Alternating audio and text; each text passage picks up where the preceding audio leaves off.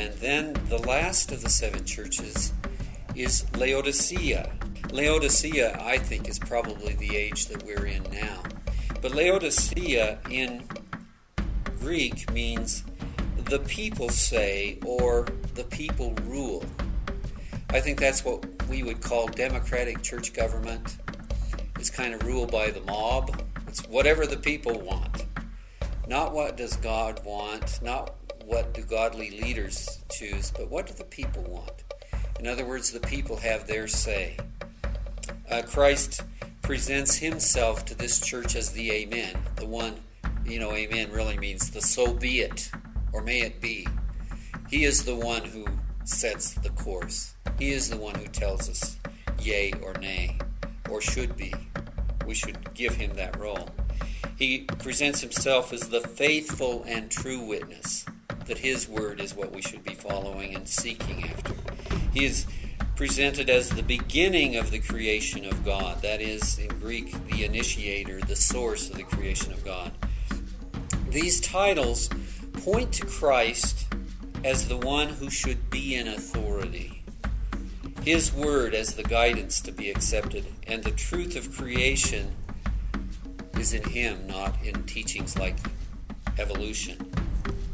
The description of this church is that it is neither cold nor hot. In other words, it's lukewarm. And the city of Laodicea was in a location where nearby was Colossae, which had cold wells, deep wells with cold water, and Hierapolis that had hot water that people could soak in and relax in. But he says, you're neither cold or hot. And they had a lengthy pipeline that brought water to Laodicea, and it was from hot springs in the west or southwest, and they came for many miles. By the time the water reached Laodicea, it was lukewarm. So they were known for this lukewarm water. But Christ says, you're lukewarm to the Christians.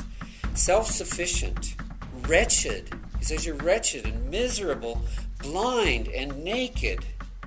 And you don't even know it, was the point. And Christ presents himself as standing on the outside, knocking to gain entrance. And his exhortation to this wealthy city, and to the Christians of this wealthy city, is, buy gold for me. They were known for their wealth. But he is the true gold, the true treasure.